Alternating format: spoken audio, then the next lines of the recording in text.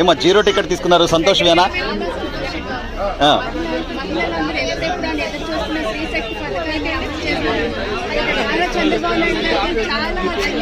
అనుకున్నారమ్మా, అంటే ఇంత లోటు బడ్జెట్లో కూడా ఇన్ని ఇబ్బందుల్లో కూడా ఈ పథకం అమలు చేయడం కానీ ఎట్లా అనిపిస్తుందమ్మా?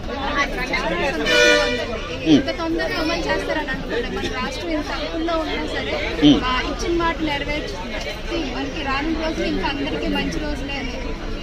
ఎంత వెనక్కలాగుతున్నా కూడా ఈయన చేయలేడు, ఈయన వల్ల కాదు, అది ఇదని పదే పదే విమర్శిస్తున్నా కూడా ఆయన చేసుకుంటూ వెళ్ళడం ఈ వయసులో ఎలా అనిపిస్తుంది నాన్న?